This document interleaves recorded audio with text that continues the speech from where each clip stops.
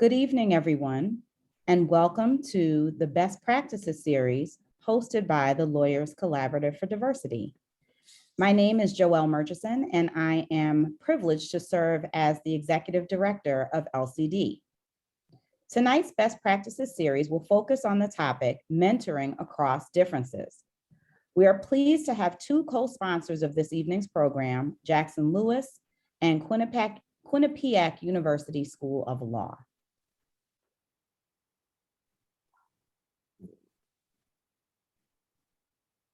This evening, my opportunity is just to frame our conversation and to prepare you for a dynamic conversation with our moderator and illustrious panelists. So when we talk about the topic of mentoring, oftentimes there's confusion about exactly what a mentor is. We often hear individuals talk about sponsors or coaches, and they are all different. Tonight's program will focus on mentoring, and in particular, mentoring across difference. So just to leave you with a few key points about a mentor as we kick off tonight's program. A mentor is a professional who informally helps a lesser experienced or more junior individual in that particular field in their professional endeavors. Mentorship is mutually beneficial. There are benefits for both the mentor and the mentee. Typically, we think about the mentor imparting wisdom based upon their years of experience. However, we also know that mentees do in fact bring unique skill sets and valuable knowledge that they too can share with their mentor. An effective mentor is one who can guide a mentee professionally while maintaining a supportive relationship. In all instances, a mentor should always have the mentee's best interests at heart and support them by providing information and perhaps tailoring their style to meet the needs of the mentee. Now, I will add one thing that I found throughout my career is really important in thinking about the mentor-mentee relationship, and that is that the mentee is responsible for taking the lead. As a mentee, you should indeed make sure that you reach out to your mentor to engage and to ensure that you're able to effectively maintain the relationship. And so for those of you who are wondering, those are just a few basic facts about what a mentor is. Tonight, we will talk about how critically important it is to have a mentor and how the role of the mentor can help shape an individual's professional career. Many of us believe that it is important to have many mentors. We even refer to it as a board of directors or a kitchen cabinet, depending upon how you like to look at it. I personally have a number of mentors throughout my career who have different skill sets, have known me at different times, and have been able to provide me with advice, whether I've spoken to them just the day before or even a year before. A mentor or a cabinet of mentors or a board of mentors is a critically important step in navigating your professional career. Tonight, we are pleased to have joining us a number of incredibly established professionals who will reflect upon their experiences both as mentors, but also as mentees. They will also focus on the notion of whether or not it is possible or some particular things to bear in mind when you are mentoring across difference, whether that difference happens to be related to race or ethnicity, gender, sexual orientation, disability, national origin, language, geography, or even area of the law. And so without any further ado, I want to introduce to you our moderator for this evening. Many of you will recognize her as she has been a longtime supporter of LCD and in fact is one of our past presidents. Joaquina Borges King serves as counsel at Eversource Energy and has had an illustrious career framed by her passion around supporting and providing access to communities and individuals. Joaquina will provide the moderating for this evening, and it is my pleasure in just a moment to turn this event over to her. I realized that I did need to share this slide Many of you may be interested in obtaining CLE credit for this evening's program. Should you choose to do so, throughout the webinar, there will be attendance verification codes. It will happen one time during the webinar. So please write that code down, as you will need that in order to place that in the survey in order to obtain credit. And so without any further ado, I will introduce to you and turn the floor over to Joaquina Borges King. Jackie? Yes, good evening, everyone. Very excited to moderate this panel discussion. I've been looking forward to this conversation and for seeing many of the participants that have registered, some longtime friends and some new folks. So I think that's really exciting that we have this opportunity to talk about such a very important topic that really shapes careers and career trajectories. And we all at one point or another have served as either a mentor or a mentee. And so having this continuing dialogue about how we mentor across differences is uniquely important, particularly in the times that we are in. And as members of the bar, importantly, I always have felt that lawyers in the legal profession should be the standard bearer on diversity and inclusion and opportunities to bridge gaps. But we have to also be honest and frank that our profession also suffers from some of the, I think, missteps relative to mentoring and effectively mentoring. That was one of the components of the description that Joelle just shared, is about effective mentorship. So that's really what I would like today's conversation or this evening's conversation to focus around, is how we effectively mentor across differences. So my ground rule for the discussion that we're going to kick off this evening is that all of our conversations will be candid, they'll be open, they will be transparent and fundamentally rooted in learning from each other, empathy, and mutual respect. Before we jump right into it, I want to give our panelists an opportunity to introduce themselves. They are illustrious, as Joelle mentioned, and I'm going to give each one of them a moment just to introduce themselves. I think they will be longtime friends of others who are participating, and others you may not know of all of their accolades, but you can certainly look them up. And I'll let the kickoff of the introductions begin with Joe Santos. Thank you. Good afternoon. I started my career at 2 law firms for a total of 7 years in Cleveland and then in Boston. And then I joined the UTC family of companies where I spent 25 years.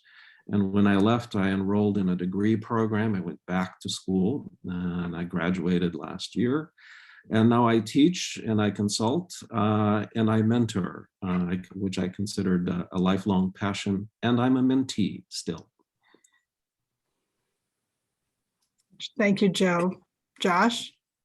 Hi, good evening, everyone. I'm Joshua Hawkslads. I'm with Pullman and Comley, which you can see by my background screen. I have been practicing law for over 31 years, the last 21, 22 at Pullman and Comley. And I co-chair the Labor and Employment Department at the firm. I also serve on its practice management committee, and appropriate for many of you in the audience, I serve on the firm's associate review and compensation committee. So I deal with a lot of associate issues and a lot of the issues facing young people at the firm and people who are new to the practice of law as well. And so thank you for having me. I hope that I will add to this really important dialogue. LaTonya. Thanks, Josh. Good evening, everyone. First, thank you, Joelle and LCD, for putting on this event. Thank you for having me. It's hard to follow up Joe and Josh because I'm going to start by saying I'm a partner at Shipman and Goodwin, but I've only been practicing for a little over 12 years. And so I don't have the 31 years to tie to my career, but I have had the wonderful opportunity to be at the firm for my entire practice. I have served on the firm's committee for diversity, equity, and inclusion in my entire tenure at the firm. I also serve on the firm's hiring committee. Diversity is a passion of mine. Inclusion is a more important passion. And I'm just looking forward to the discussion. Thank you. Thank you, LaTonya. And last but not least, Tanya. Thank you so much, Jackie. Well, thank you everyone for having me, and thank you for joining at 5:15 at night. I've been with Jackson Lewis for 18 years. Before I joined Jackson Lewis, I did a little bit of plaintiff side employment law, and I did international tax. Being at Jackson Lewis has allowed me to be an employment attorney doing litigation, advice, and counsel, as well as affirmative action and diversity, equity, and inclusion. So training, strategic planning. I'm the managing partner of Jackson Lewis's Hartford, Connecticut office. I've done that for 6 years, and I'm on the firm's board of directors. And so one of my areas for the firm is also diversity, equity, and inclusion. And I had the privilege of helping to run COPABA and CHBA's. We had a joint mentoring program. And so I was involved in that for a number of years. So mentoring has been a long time passion. You know, like Joe, I'm a mentor of many, and I am also a mentee of many still. So thank you for having me. Wonderful. Thank you all for your introductions, and let's jump right in. We have about an hour of conversation this evening, and in addition, we will have Q&A at the very end. But there also is obviously a chat feature available on Zoom. And if you have questions or comments that you would like some reaction to, you're welcome to put that in the chat feature, and we will try to get to some of those questions either throughout the conversation or towards the end. So thank you for that, and for your patience relative to that as well. So again, Joelle mentioned at the outset, one of the goals is for us to talk about what makes a great mentor, and how can mentees maximize their relationships with their mentors. We believe that the responsibility and the relationship is definitely a two-way street. And so mentees absolutely have to jump in and take ownership of cultivating the relationship and the benefits of the relationship, the mutual relationship. But one of the important things as well that we're going to be tackling is, how do you build trust and confidence when a mentor and a mentee come from differences and different backgrounds, their communities, their experiences? How do we sort of level set and bridge what may seem as a huge chasm between perspectives, to make sure that both parties actually feel a comfort level to have the kind of conversation that we're going to have this evening in their own mentor-mentee relationships. So I'm going to kick off with a small scenario, which may seem familiar for some. And the panelists, this is a little fun because the panelists have no idea what I'm going to share. And I told them it was not going to be a lob, but it will just sort of require them to give some thought. And I think for all of you listening, you probably might have seen yourself or could see yourself in this scenario. And the scenario is John, who is an over 30-year respected partner of longtime law firm, one of Connecticut's largest firms, he's received accolades from the legal bar. He's known in his community, not only for the landmark cases that he's won for his firm, but because of his contributions to the community. And longtime law firm is hosting a kickoff mentoring reception for the class of 2021's new associates. And in attendance, of course, are partners, associates, in-house counsel, all who've signed up to be mentors, as well as all of the new associates in the state of Connecticut who've signed up and are seeking some type of formal relationship through a mentoring process. And they've agreed to be paired with a mentor. And both sides, whether it's a longtime partners and senior associates, as well as the junior associates, have all completed background forms that basically give fundamental information about their interests, their extracurricular activities, their law schools, their undergrads. So that pairing has all occurred. And among those in attendance, as well as Anne, who is General Counsel of Connecticut Corporation, a headquartered international corporation in Connecticut. And coincidentally, John and Anne were law school classmates as well. So Anne arrives at the reception for a longtime law firm. And as she's in the coat room, because it happens to be the winter in Connecticut, and she's about to hang up her coat, she does overhear some conversation by a group of young associates by the coat closet. And among them are new associates, Sandra and Arnold. And they're talking about how excited they are to finally be over COVID, finally see people that they haven't seen before. And they also remark about how nervous they are to attend and to be in attendance, because they haven't had a chance in the last 2 years really to meet much of anyone because of the COVID circumstances. And also overhears Sandra express that her new mentor is the managing partner of longtime law firm John. And she's nervous about meeting him because, according to Sandra, she is a first generation, the first to go to law school in her family. She has a lot riding on her career and the opportunity that she has, but she's extremely nervous. And Anne overhears Arnold similarly saying, "I'm just like you, Sandra. I was the first to go to law school. I was challenged also in finding sort of where I fit in, but I am just willing to take a chance, and hopefully that this opportunity at this reception is a great opportunity for me." But I also have heard that John is a really tough guy, and he belongs to the Greenwich Country Club and plays golf, and I can understand why you're nervous. I don't see very much similarity between the two of you. Anne overhears all this. She walks away and she's processing what should she do next. So I'm going to ask LaTonya, Tanya, Joe, and Josh, you're Anne. What do you do with the little bit of information that you had? Can I just say, Jackie, you said this was going to be a softball question? Yes. Yeah, this is the final exam. Exactly. I was thinking the same thing. So Jackie, was that presented in order of respondent? No, either one of you guys can jump in. Again, the ground rules for this conversation this evening is candid, honest, open, fundamentally rooted in learning, empathy, and mutual respect. So jump right in. Okay, I'll start.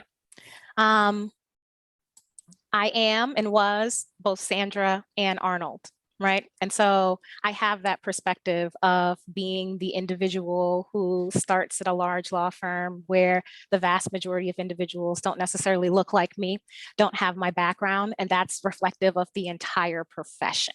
And so it's a situation where you feel overwhelmed, and it's definitely a situation in which you hope that you can succeed, but there's always a level of nervousness, right? If I were Anne, I'm going to tell you what I would suggest that Anne do, and then I'll tell you why. If I were Anne, I would probably pull Sandra to the side and I would say to her, you know, I apologize for overhearing your conversation. I was not trying to eavesdrop. I just happened to hear, you know, your comments and your nervousness. And I would say to you that this is a great opportunity for you to get to know someone who not only is connected to your organization, and so it's a great opportunity to have a tie to someone in your organization, but there's also so much value in mentorship in the context of someone who doesn't necessarily have the same background as you. And I think that without diving too deeply, right? Because I'm sure Sandra's going to be kind of taken aback by the fact that someone who is also very important, because my understanding in the fact pattern is that Anne is also the general counsel of a corporation that's in the area. And so you don't want Sandra to feel as though Anne is pressuring her into anything, but just offer to her that this could be a great opportunity. Now, here is why I suggest that. So I was a first-year law student at UConn Law, and I participated in the LCD mentoring program. And I got paired with a mentor that had a very different background than my background. I know this is a candid conversation, so I don't know how close we're going to using names, but this is one of my biggest champions and someone that I'm so grateful for having the relationship with. So I will throw his name out there. It was Mark Rolig, who was the general counsel at the time of Mass Mutual. So fact pattern, a little different. But I recall upon initial introduction Mark and I, one on just on face look very different, and on paper look very different. And even when you kind of like delve a little bit deeper into it, like he has a mathematics background. Math is the furthest thing from anything that I typically want to touch, despite my bankruptcy work. And I just recall initially thinking to myself, this is going to be interesting because I'm not sure how much we're going to have in common.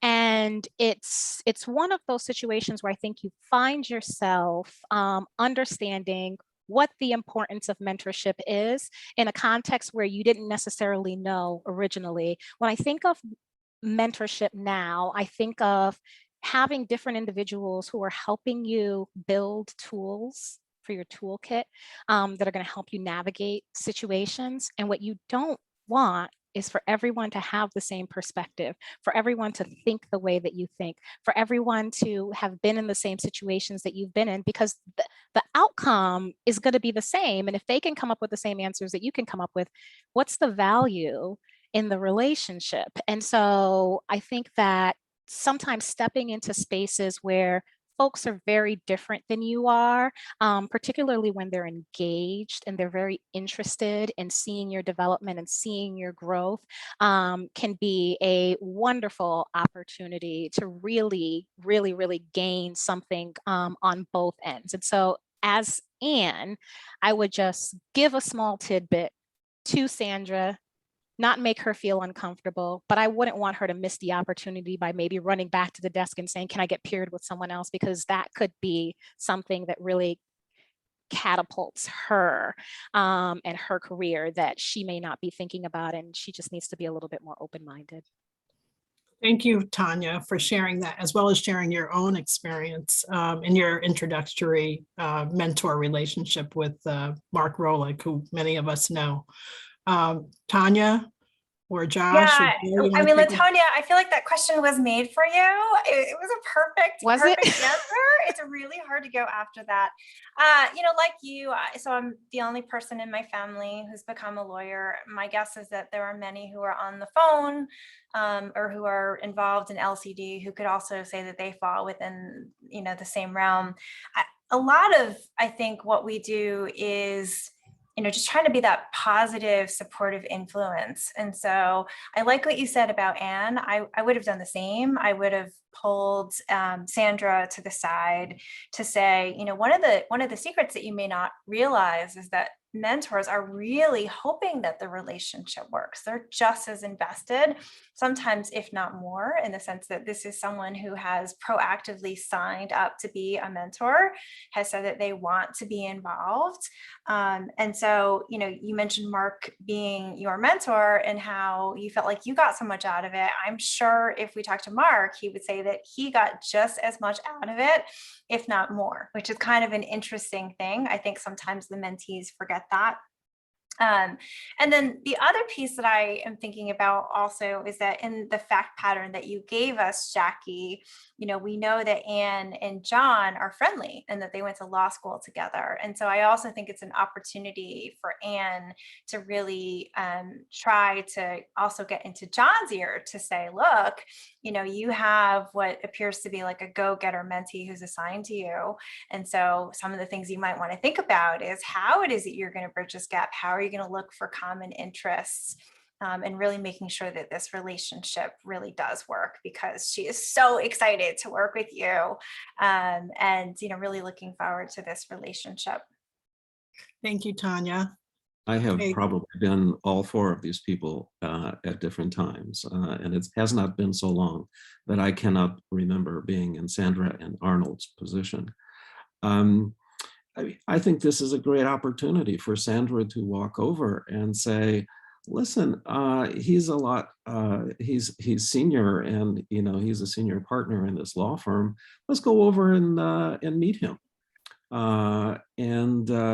Because Sandra having probably equal, if not more, power to John, she can even the playing field for these two young lawyers who can now get to meet John. Now, part of it is there's certain information we don't know. Is John a tough guy because he's tough on his adversaries?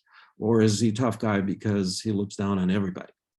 But either way, which is a disease prone to some senior partners, especially in large, very large law firms. But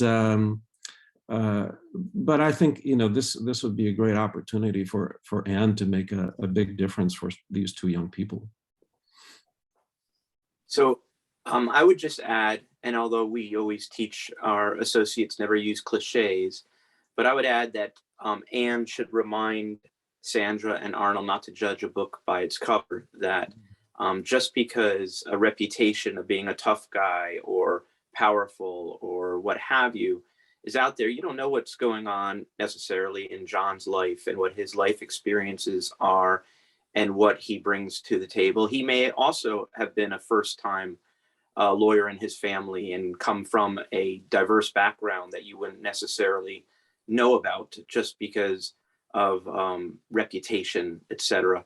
And it's also a good teaching opportunity for Anne to remind these folks to be careful what you hear, because you've got to, as lawyers, learn the facts and get to know this person and use authenticity and you must be authentic. But if this person's a mentor, then he or she has agreed to be authentic with you and to teach you and impart on you life experiences that will help you, because that's the only reason why people serve as mentors and mentees. So again, not to be cliche, but they should be open. And as you said at the beginning, Jackie, honest, and use trust and confidence to embrace the differences of that relationship.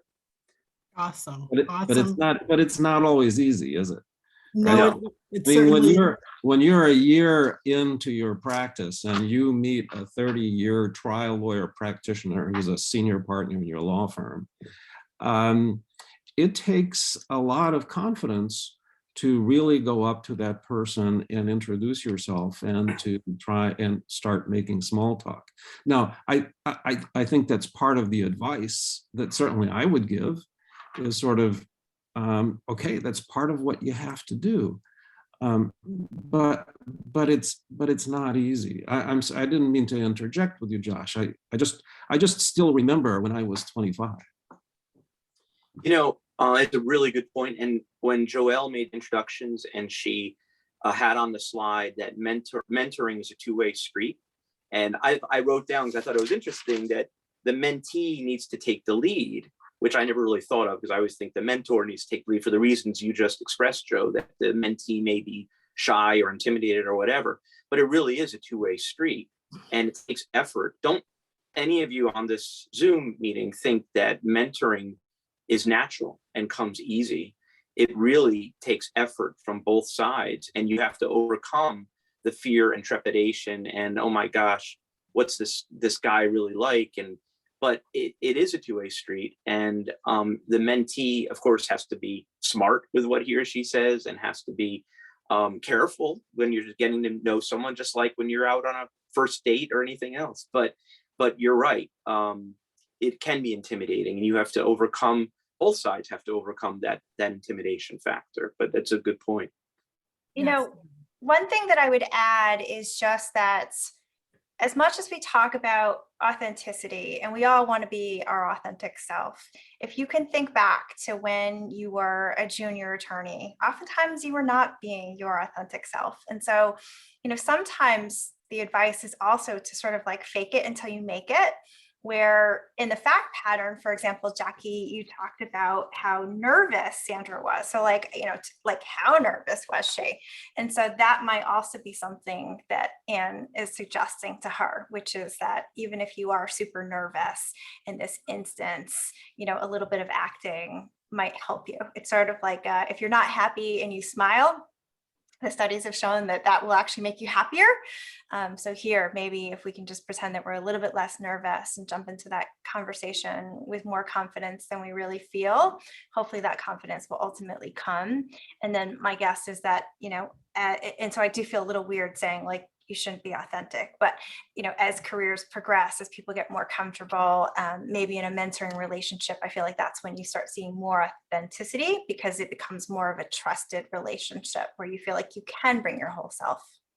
That's an excellent point. And I think I would like to segue to a very pointed sort of action step or action item to ask, what specific steps do you take as a mentor when you first encounter a new mentee that's been assigned to you, not that's been sort of cultivated through relationships or a network or a reference, but basically a cold but fresh new start, particularly as we are in this coming out of COVID, something we aren't, but the reality is for the most recent law school graduates, some of them have not had the opportunity, the full-fledged opportunity to be in a summer internship that wasn't remote. They have not had an opportunity to be in an office setting, as all of us have, who've been out for many years. All of that garners some familiarity and comfort level. And I think that that's what I was trying to capture in the fact pattern. It's a little different right now. So tell me, what steps would you specifically take on your first introductory sort of meeting and your initial follow-ups with a new assigned mentee? And what one or two of you, if you could comment about that. I'll start only because I just, my firm has a formal mentor-mentee program, and certain folks are assigned to other folks, of course. And because I'm so busy during the day, and when you say action steps, I'm going to tell you first a practical action step. That first meeting, or any meeting, is so important that I feel you have to get out of the office. You've got to stop that phone from ringing and everyone else being there, and it's private, and you want to have an open, frank conversation between the two of you. So the first action step for me is to make sure that we get a date, go out wherever, to a restaurant, wherever we're going to go, and not be somewhere where there are distractions and we'll be interrupted and we won't be able to make a meaningful connection. So that's the first action step, is just how you set up the meeting, how you set up the beginning of your mentor-mentee relationship is really important, because if you're distracted, that could be an awful first meeting. And so there's just a practical suggestion. That's excellent. No distractions. I'm totally with that, Josh. Anyone else want to comment about how they, particularly in the season that we are, how you will approach a new mentee? I can comment. Oh, go ahead, Joe. I was going to say that I think that's a great way to start in terms of the setting. I'm always interested in, what's the reason for the mentorship? If it's an informal one, obviously, if it's an assigned mentorship, then it's different. But what are they looking for in terms of the relationship, and what kind of advice might they be looking for? And I especially look for what's the whole person, not just what's the career part, not just what's the work part, but to what extent are they comfortable sharing the rest of what's going on in their life? Because I've had mentees who, largely what they wanted was, how do I get promoted? But I've also had mentees, two in particular, who came to me for how do they not get promoted? Not everyone wants to be a senior partner. Not everyone wants to be an executive in a corporation. And one of those two mentees, I actually had to protect them from getting promoted because our company wanted to promote that person. And that's not what they wanted for their life, not just for their career, but for their life. So I look to see what's the person's real interests, not just assume that everybody wants to get promoted. Thanks, Joe. I think that's a fabulous point, because Joe's starting to go down the path that I want to explore further, which is the whole person.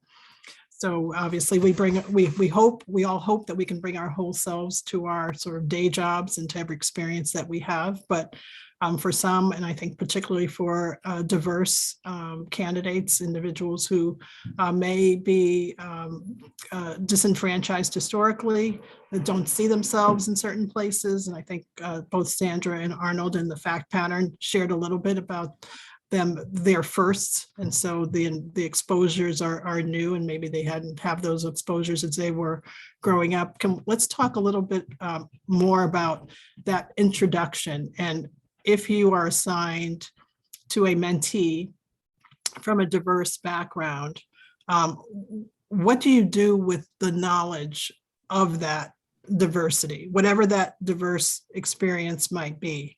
Whether it's, and clearly that individual typically has shared something possibly in their background application or the matching portfolio that's been exchanged. What do you do with that information that's been shared with you prior to a conversation? I just want folks to share a little bit about what their thinking is, their reaction is, do you do anything with it? I think it's a lot of listening, trying to understand. It's no different than when you meet someone that you don't know. You're trying to understand, a little bit of their background. So for example, when you talked about Sandra and Arnold, there were some background information that was shared. So the good news for the mentors is that they have a little bit to go on. So I think it can be helpful to understand where it is that someone is coming from. So what have they done in the past? And then where is it that they're actually trying to go? And then just trying to understand that. So not making assumptions, basically asking about the unknowns rather than guessing, and then looking for some common interests, because, maybe Sandra doesn't play golf and she's not a member of the Greenwich Country Club, but maybe they have other things in common, right? Like, I don't know, maybe they like to watch a particular television show, whatever it might be, but trying to find that common grounds. I think Anyone else? what I Josh? Oh, I'm sorry. I think Tanya started. Go ahead. Yeah, go ahead, Tanya. That's all right. Tanya.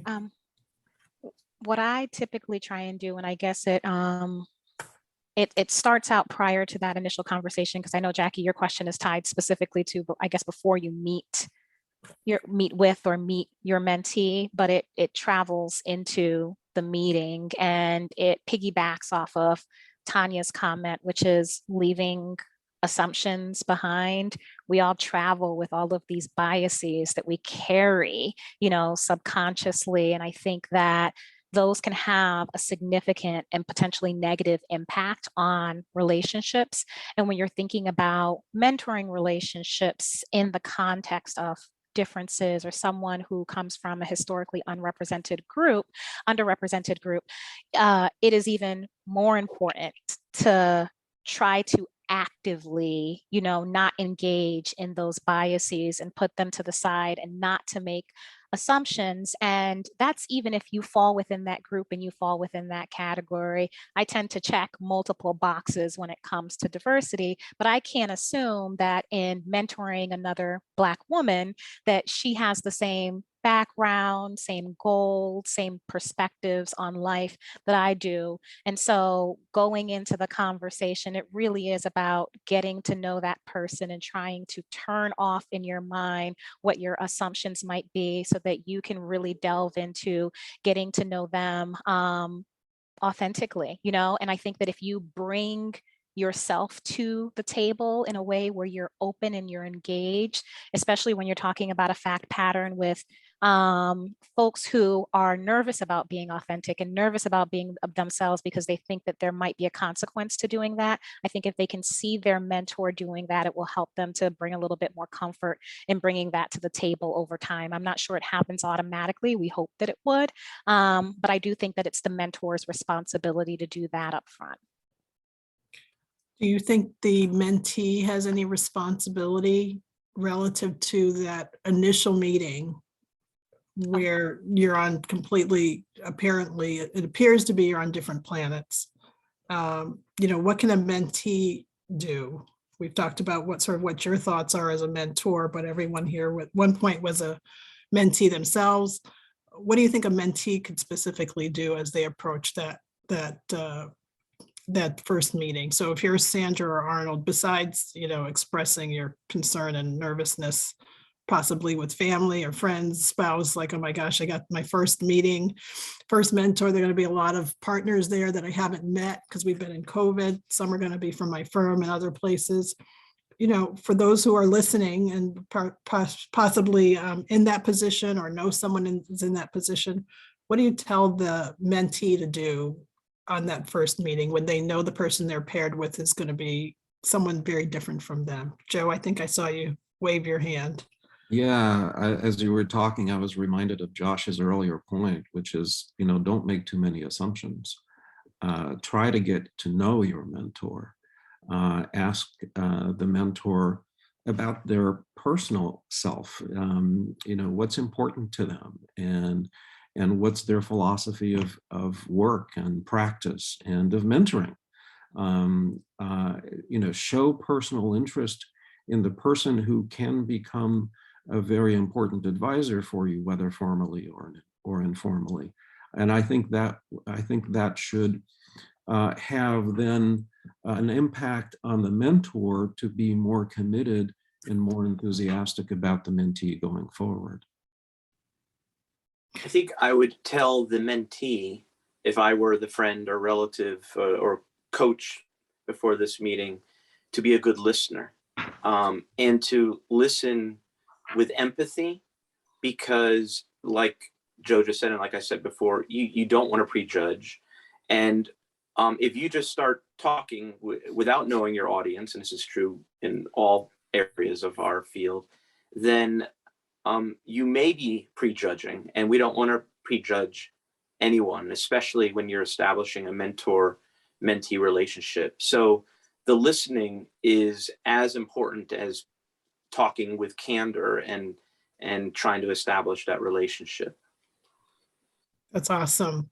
So I'm going to try to dive a little deeper, a little bit more personal, but this should be fun because I think we all learn from our mistakes, and we certain memories are long. But do any of you have a recollection, whether it's yourself personally or someone that you may have heard of, that had a moment or an experience where personal differences with the mentee or the mentor created conflict or awkwardness? I think conflict might be too strong, but in awkwardness, social awkwardness.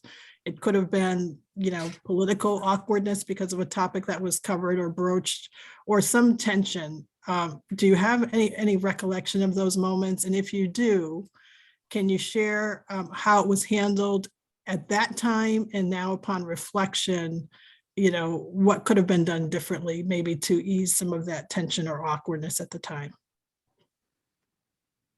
And I see the wheels spinning a little bit. Yeah, so I can share a couple. I feel like, so I've done formal mentoring programs probably for like 20 years as a mentor. And so, some of those don't necessarily pan out the way that you might hope.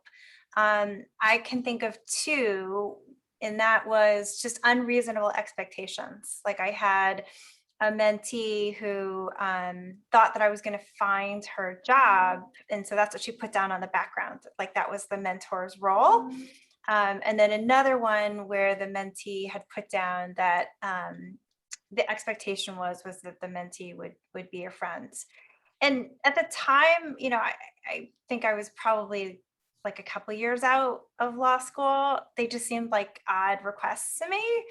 In hindsight, I mean, yes, I think secretly every mentee is hoping that their mentor is going to help them find a job. Mine just happened to express it. And then the piece about, friendship, it's interesting. I have now, had mentees who have become friends. Like, we've been friends for a really long time. So in hindsight, I don't know how unreasonable those expectations were versus how I took them, just being a couple of years out.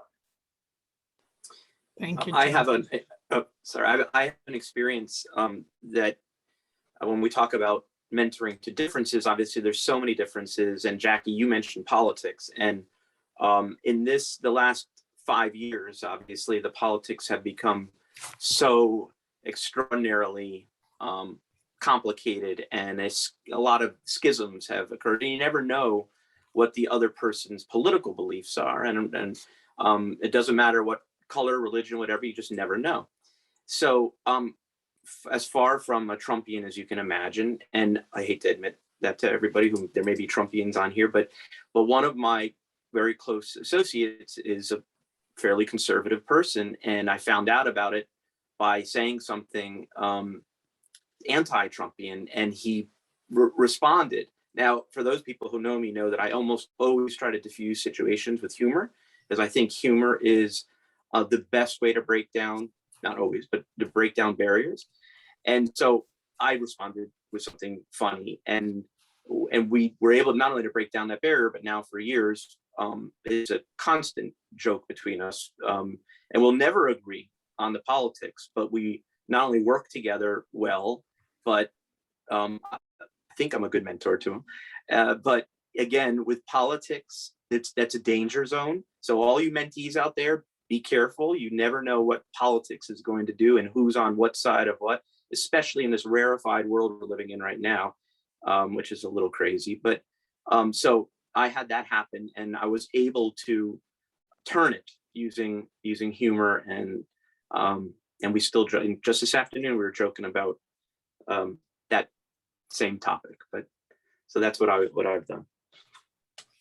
So you have success because you have that comedic relief, Josh, but not everybody does. So sometimes it's just one of those moments where you go back to your office after that exchange, and the awkward silence just sort of lives there, and folks think about it. Anyone else have any reaction or have been in that situation where afterwards, you realize that was awkward, that was tense, maybe they felt uncomfortable with that conversation or comment or compliment? How did you handle it? Anyone else? I have something. So without delving too deeply into the facts, I had a past mentee who had a difficult situation at their workplace, and they were summering at the time, and didn't make it to work for several days, and were reprimanded for it. And so they then called me, and I think that in the context, looking back at it now, in the context of the conversation, I think that maybe the mentee's goal was to just blow off steam and to have someone kind of co-sign their concerns. But I tried very hard to use it as a learning moment for them, and to say to them, well, have you thought about it from this perspective? And let's play back exactly what happened here. And they weren't very happy with the thoughts that I was giving them, because I wasn't saying exactly what they wanted to hear. And I think I followed up a few days later just to see if they were doing okay. And they, dismissive response, and I could tell that it wasn't going in the right direction. And the relationship diffused, pretty quickly. And in that moment, I think my thought was, I can only help but so much. And, as a mentor, I can't necessarily always solve your problems. One, I'm not your employer, so I definitely can't do anything about that particular instance. But my goal is to, give you a broader view of the issues and present you with one perspective. And then you essentially kind of take it and move with it from there. In that moment, I didn't share this is how you should look at this relationship, and this is how you should think about this. And I'm not necessarily kind of, your friend or something like that. I have to sometimes have the tough conversations with you. And I, looking back at it now, think that it would have been very helpful to maybe give it a little bit of time, follow up and suggest, let's go have lunch again, and then have that hard conversation then, to hopefully keep the mentee engaged. Because I do tend to take the perspective that as mentors who have been through more of the challenges that our mentees are going to see over time, that it's sort of our responsibility to sometimes help them navigate a place where they're kind of being tough, or not necessarily seeing all of the issues. And I think that I could have gone back to it again and said, this is how you should think about these relationships. And if that doesn't work for you, that doesn't work for you, but just give it one more try. And I didn't do that. My thought process then was, well, I've reached out multiple times and this person clearly doesn't want me to mentor them. So that's just how, you know, the cookies are going to crumble in this context. And years later, now looking back at it, I think that the latter approach is the one that I'm more likely to take, which is let's help understand what mentorship is about here. And that hopefully you'll take that and run with it, whether you're having a conversation with me or someone else. Can I add, Jackie? Sure. As a mentor, I had a mentee for this particular one for quite a period of time. And, you know, there were some changes and he didn't have a place within the changes, and he wasn't promoted, let's put it that way. He continued to have his job, very good job at that, but he was very upset by it. And so during the next mentoring session, he used the mentoring session he kind of lost his temper about the whole situation. And, you know, it was very uncomfortable because it was not a mentoring session anymore. It was his venting session. So I allowed him to vent and got it off his chest. And then, but we couldn't really have a mentoring session on that day.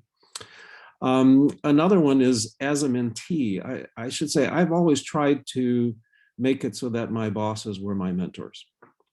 I felt, and I still feel that, you know, that actually can foster the supervisor and direct report relationship overall. But I had one boss when I was quite senior, actually, who decided he would meet with each one of his direct reports and find out about their background. And he started the conversation by saying, you know, Joe, I don't consider you to be a diverse member of my team. That was very tense for me because I thought he was saying, you know, you're not really in. So I took the opportunity to say, well, let's talk about my background and let's talk about my experience, starting with the fact that English is not my first language, and I had to break through those barriers. And what started as a rather tense conversation ended up with a wonderful unifying conversation because, you know, he sat back and said, I had no idea. And we understood much more about each other. That's a really good segue to another topic that I want to jump into. So everyone remember Joe's last remarks, and I'm going to allow right now for us to announce what the CLE. I think the CLE code is for you to get credit. So Jenny, if you can offer that, Jenny Kim. Yep, the CLE code is 8654. I'll read it one more time, 8654. Please make a note. Thank you. Thank you for that, Jenny. So Joe's comments just now really are very revealing, which in a way relative to, and this harkens back to Josh's initial comments about don't judge a book by its cover. We all sort of just on the face of an introduction, sometimes have form opinions and conclusions, suspicions, maybe an assumptions, you know, about an individual, their background, their journey. And Joe's example of what he personally experienced is one that speaks right to what the assumptions might be around an individual that is diverse or is not like everyone else, as to what does that look like in the workplace and how does that roll out. The question I have is, as a mentor or a mentee, I guess, you know, how do you safeguard from introducing your own biases or assumptions or microaggressions that we all try to avoid and certainly don't want to act on, but how do we safeguard from moving in that direction, whether you're a mentor or a mentee? I'll start and then everybody else can chime in. So I would add that, as Latonia had mentioned, first of all, just being aware of it. I think awareness is really key. And so if you're aware of it, you're more inclined to really think of it. For me, a lot of the biases that I tend to think about in mentoring, particularly like law students, is understanding that not everyone wants to follow my career path or do anything similar to what I've done, and understanding that that's perfectly okay. Also, maybe thinking through the concept of, is there like a mental model of a law student or an attorney that I want to mentor, and then going beyond that. So by that, I mean, like, for example, is my ideal mentee someone who is getting great grades as a law student, or who is already a very successful attorney, or who is on the path to be very successful? And instead, realizing that that could be a mental model, but there are just many other different types of mentees and ways in which I could help. Another example might be thinking through, when you mentor law students, oftentimes they'll tell you right away that they're not intending to stay in the state, right? And so immediately my inside voice is like, oh, that's a bummer, because, I was thinking like we'd like to sort of expand diversity within Connecticut, for example, LCD, that's one of the missions and the goals. But checking that and making sure that I'm aware of it. I also think that the bias that tends to come up for me, probably not so much for like underrepresented racial groups, but maybe more so generational differences. And that I do think that I hear more and more from younger attorneys or law students who are really focused on work-life balance. I can't tell you how many conversations I've had with younger women attorneys who are thinking through work-life balance as far as being a mom. And the interesting piece is that they don't have children, are not in a relationship where they think that they're going to have a child anytime soon, but are already planning for that. And I think that that's very different from some other attorneys and how, they sort of thought through their career. So just making sure that I'm really mindful and really trying to understand what it is that my mentee is really looking to do with their life, with their career. So Transparent. Thank you, Tanya. Is that Josh that you were? Looks like you're frozen on my screen. yeah, I was There going to you go. chime in. Oh, am I good? Okay. No, you're good. I think Joe's experience is really telling, because I don't know if that was implicit bias or actual bias, the experience you had, because that the gentleman just judged you and didn't attempt to connect with you.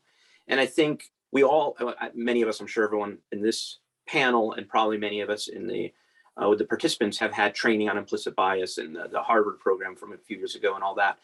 We all have it, right? We all have our implicit biases. And the question is, how do you overcome them? And I think the most meaningful way to overcome our biases is to try to really connect with the person that you're associated with, either as the mentor or the mentee. And that connection needs to come through candor, as we talked about before, and authenticity, as we talked about before. But part of it is recognizing the differences and embracing them to make that connection. And I mean, there's so many differences we have.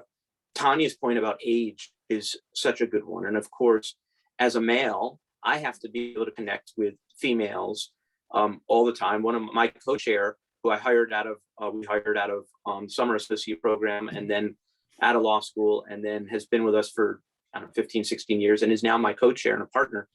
She and I are extremely close, even though we're so different in so many ways.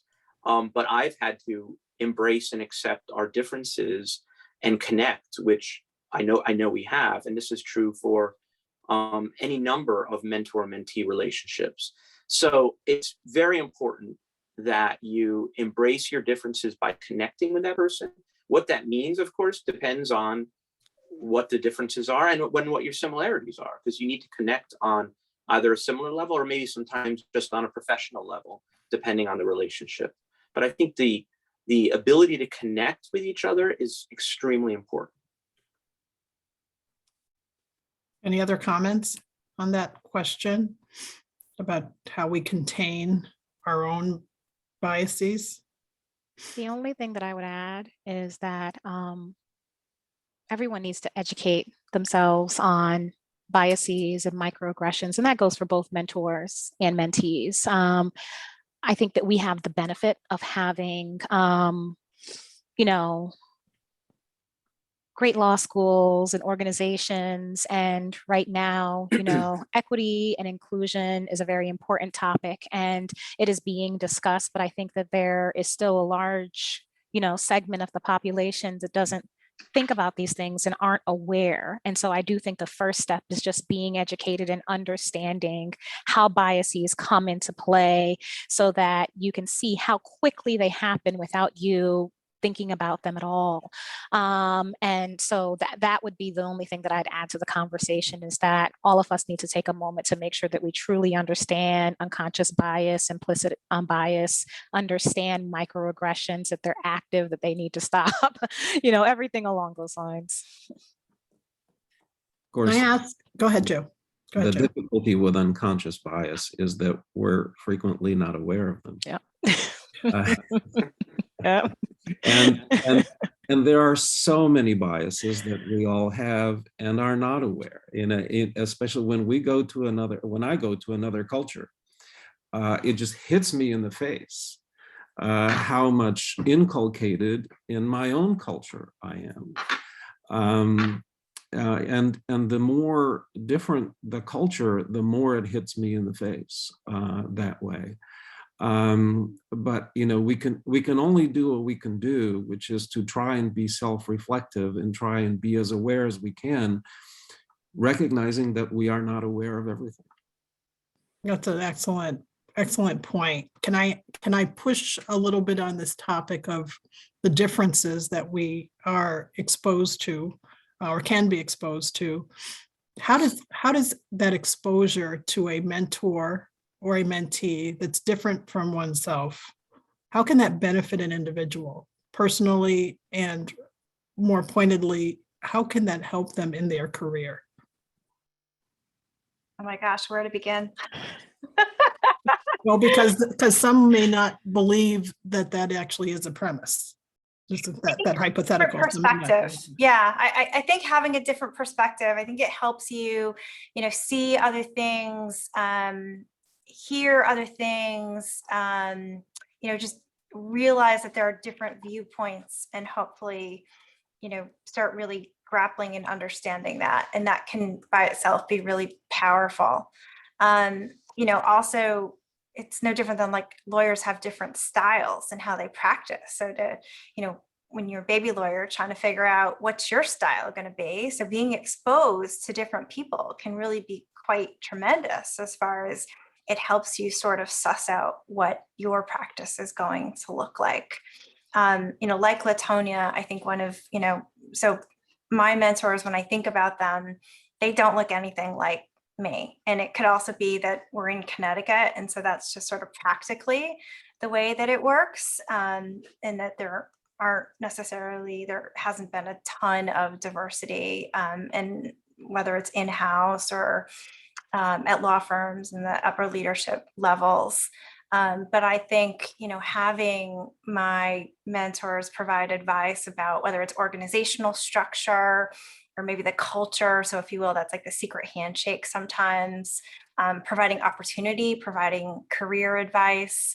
When I was looking at who the participants are, I could see that Peggy Strange is on. And so, you know, Peggy was a partner, or is a partner at Jackson Lewis in the Hartford office. And so Peggy taught me client development as well as how to manage clients. And so in that instance, that was me learning the secret handshake from her. And that was pretty tremendous. Excellent. That's a question. So the posing the benefit of a diverse match, you know, mentor mentee, kind of touches on one of the topics that LCD is, I think, constantly faced with, which is what's the benefit of these conversations? What's the benefit of the programming that LCD addresses? Can anyone else sort of further comment about how the differences that we can find ourselves in a mentor-mentee relationship can benefit you in your career and personally. Josh, it looks like you have something on the tip of your tongue. I do, because this topic is so important and so valuable as lawyers, because as lawyers, we need to be creative and we need to always think about what the other side is thinking. And diverse comments and diverse thoughts and diverse feelings add so much value to our thought processes. And we're not just homogeneous in our thinking, and we're not just, in a monolithic way looking at something just the way our brain is looking. And by adding diversity and whatever that difference is, we've talked about many different differences, makes us better. And I'm not even talking about us as a human being, which of course is important, but we're talking to lawyers, and this is the Lawyers Cooperative for Diversity. So as a lawyer, we're better. We become better lawyers by having the diverse ideas, the opposing ideas, the ideas that, like, you say, really? Is that right? And is that, so from my perspective, hearing from others with those ideas, whether I accept them or not, but it makes me a better lawyer and a more creative lawyer. Excellent. I'm noticing the clock, and we're going to move to a Q&A because there are some questions that have come up in the chat. And I'm noticing, I just want to get reaction from my panelists. I've had one or two pause with Josh. Is that my connectivity, or is it only mine, or everyone else is clear? Just to make sure we don't lose these gems. Okay, I think it was just me. So one of the questions that was posted in the chat was a question about remote and hybrid best practices for mentors and mentees. How do we maintain, we aren't completely out of COVID, and even if we were, folks are not all going into their offices and having lunches and receptions and the like. Any tips as to how to cultivate a mentor-mentee relationship with the remote space that we're in? And I'll ask just one of you to comment so we can try to get a couple of the other questions in. I think it's a huge opportunity for us, and that we're now able to have mentoring relationships with attorneys in other places of the country. You're not constrained by the, physical, like how far can you drive? One of the things that I think probably makes the mentoring relationship better is to have like a regularly scheduled, whether it's Teams or Zoom, whatever it is, call, and then to have an agenda. So something to talk about. And that actually allows everybody to prep. It's a little different because you're not physically with each other. And so sometimes it could be a little bit harder to read like the visual, the body cues, if you will, but I still think that it works. It does work very, very well. Thank you, Tanya. Anyone else have a biting response to that they've got to get out? If not, we're going to jump to, because I'm loving the questions that I'm seeing in the chat, and I don't know if my panelists are keeping up with that as well. There's another interesting question, which I think we've, as a mentor, you probably have possibly faced, which is if you have a mentee that has not passed the bar exam, how are you sort of handling that? What advice, guidance are you offering to that mentee? And I'm suspecting that the person who posed the question is asking in the context of possibly that law student is a diverse student, maybe from a underrepresented group of the bar. And so is there any advice that you're giving, I think maybe differently, to a diverse candidate that hasn't passed the bar the first time as opposed to another mentee? If I may, only in terms of what their future work and career is likely to be. I don't know what the statistics are now, but when I graduated from law school, fully 40% of all law school graduates did not go on to practice law. 40%. And a substantial percentage of those who did were not very happy doing. Someone who has not passed the bar exam, it's a question of mentoring them with regard to a future plan for either, if they want, obviously they're not going to be able to practice law. They can use their education. A law school education is a marvelous education for business and for so many other things. or, they can go into a different kind of law-related profession, but just not practicing law. So it's just a question of, what's the plan? What interest do they have besides actually doing something that requires a license, a law license? Anyone else want to comment on that? The only thing that I would add to that is if the goal of the individual is to pass the exam at some point, and the question is how to mentor them through that, it's important to be their cheerleader, right? I've mentored individuals who ended up in an unfortunate situation where they didn't pass the bar exam the first time. And I think that often in those situations, it's weighing very heavily on their heart, and their concern is, why even try again? Is it going to work out the second time, or should I give up? And they may be hearing, negative things outside of that. And I think that it's a great opportunity as a mentor to note to them that, you can try again to pass the bar exam. And particularly if you have instances where you can, give them example of second time bar exam, takers who have passed the bar exam that you know of personally, who've gone on to lead successful careers in whatever they choose to do in practicing law. That's also useful to provide. Sometimes, they just need that cheer for a moment.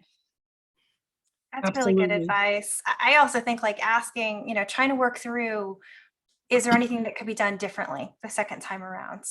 Did they try to study one way and it turns out that wasn't a great way? Or, was it because of the pressure, and what could be done to try to alleviate that pressure? You guys all remember the bar exam was a really stressful time, and not everybody is great at standardized tests. That really has no, it's not indicative of how you're going to be as a lawyer. Those are two different things. Absolutely, Tanya. And this again, back to the hearkening of the ground rules: open, transparent, candid.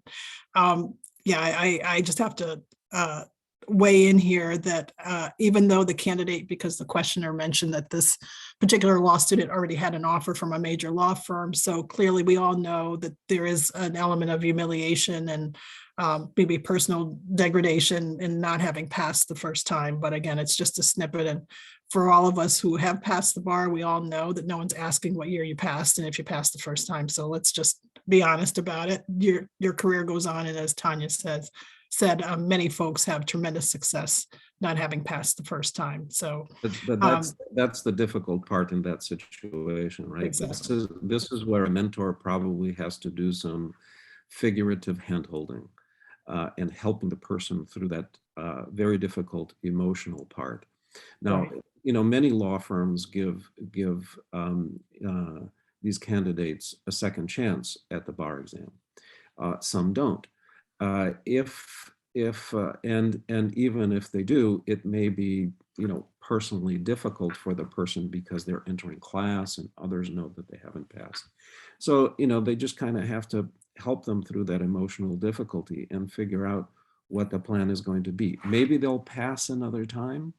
But even if they don't, to me, the fact that they've gotten an offer from a major law firm tells me the person must be really intelligent.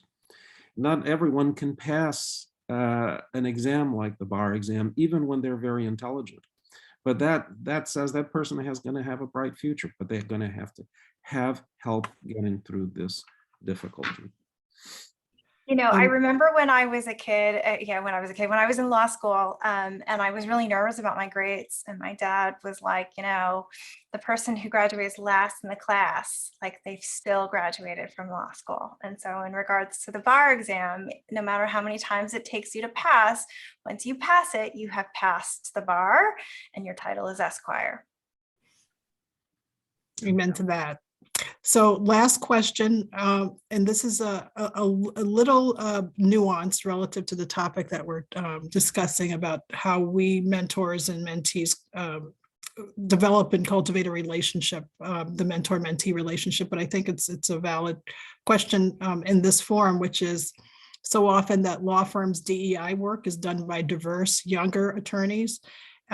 And that positioning requires the younger attorney in the firm, or I will say corporate enterprise possibly, involves them having to confront structural biases among more senior attorneys that might otherwise be mentoring them. So basically, the younger attorney is in an awkward position again because they're kind of pushing boundaries or challenging the status quo. Have you ever had to strike that balance as mentees where you want to learn or seek mentorship from someone you might need to push on DEI issues or vice versa? Either way, how do you navigate that dynamic? That's a great question. It's a really good question. I mean, you know, in 2022, I think more and more organizations are really focused on diversity, equity, and inclusion. So wanting to learn more, wanting to do better, wanting to be better. The question is if we as mentees have pushed upon this. And so, you know, I think Joe's story is a perfect example of where he had that very difficult discussion. I think for me personally, it was probably much more in a less direct way than you, Joe, in that, you know, mine was, you know, wanting the firm to get involved in the affinity bar associations and then, you know, asking my colleagues to come with me to those events, and being really happy, you know, to find partners, senior partners who were willing to come to those events when I was an associate and, you know, sit at the dinner, be there, meet people, get to know people, go to those events, and then ultimately sponsor those events. Thank you for that, Tanya. We're going to put up a few slides now to kind of wrap up our conversation, but I do want to thank our panelists for their sharing their observations and their even sharing their personal experiences. It's really an important topic. I think the conversation has to continue, but I hope everyone that has been able to listen in this evening has learned something and considered something that they might use to foster the further you know, improvement of in the strength of their mentoring relationship, whether you are a mentor or a mentee. And amongst those items, the slides that are going up on the screen, I think, are also being provided to registrants. So you'll have these slides to go over, but I'm going to take a moment to go through them. First and foremost, mentors build trust across differences by extending trust. And I think we've heard all of our panelists talk a little bit about how we don't and should not judge a book by its cover, whether it's the mentor or the mentee. But this really fundamentally comes down to extending grace initially on those first introductory sort of calls, dinners, meetings, and again, using whatever means possible to start cultivating those relationships, particularly in this the span that we're in now with remote and hybrid works. It does require us to commit, and also when we do commit and have those opportunities to do so without distractions, because we're all tremendously busy, but give time, that's important. Placing trust in the mentee builds their self-confidence and incentivizes them to trust the mentor. And there are several examples that we've provided on that slide that can allow a mentee to feel trusted, and that will further cultivate the trust dynamic between the mentor and the mentee. Can we go to the next slide? The building of that relationship is further fostered through work and authenticity. Now, we didn't talk too much about this, but I think it's kind of evident from a mentee's perspective as to what the expectation would be. Obviously, all mentees are in a service role, meaning you have work product to deliver, you have relationships to build, you have advice to provide to clients, and you also need to build the confidence of your peers within your workplace. So it's always important for a mentee to demonstrate enthusiasm and accountability for their work, hold in confidence any inside information shared with you by your mentor.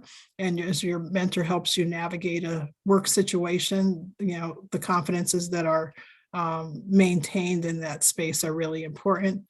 Sharing your views, if you're a mentee, sharing your views and your experiences to educate your mentor on diverse issues that you might personally be encountering or structurally within your workplace. I think a mentor can be a great sounding board to consider options. And finally, give your mentor the benefit of the doubt. If they say something that seems insensitive, or recognize that a differing perspective can equate to malice when it could be just simply ignorance or, again, with no malintent or intentions. So again, don't judge the book by its cover. I think those are the only 2 slides that we have. I'm sorry. There is a checklist as well. I'm not going to go through the checklist, but everyone will see those checklist of potential items that should be considered by a law firm mentoring program. And I'm going to include, as I'm in-house counsel, a corporate law department that wants to form a mentoring program, consider these various factors. And I'm going to ask my panelists if you have any sort of parting words before we end, and you each get about 30 seconds. And I'll start with, we're going to go in alpha order again. Joe, any reflections? I've really enjoyed listening to this, and I'm going to take away several things, but 2 in particular. One is your closing 2 words, extending grace. It's such a beautiful phrase, and I think it's so apt for this field. Extending grace by the mentor to the mentee, by the mentee to the mentor, and in general. Thank you for that. I really appreciate it. And Josh? So first of all, thank you for inviting me to attend this. It's really been interesting for me, and I learned a lot just from everyone else's perspectives tonight. I'll end with a word that is courageous. Be courageous with your candor and your empathy, and the word you used on one of the slides, and I used earlier, authenticity. But as Tanya pointed out, be careful with your candor and authenticity, but be courageous and take a chance that maybe the person on the other side of the table or the other side of the Zoom camera shares many perspectives or can really help you grow as a person and a lawyer. Thank you, Josh. LaTonya? I'll continue the theme of 1-word responses. And I think that what I would add is to be open. This is a great opportunity to develop what will be one of many important relationships as you go through your career. So on both ends, for the mentor and the mentee, be open, and this could be a great relationship that follows you for a lifetime.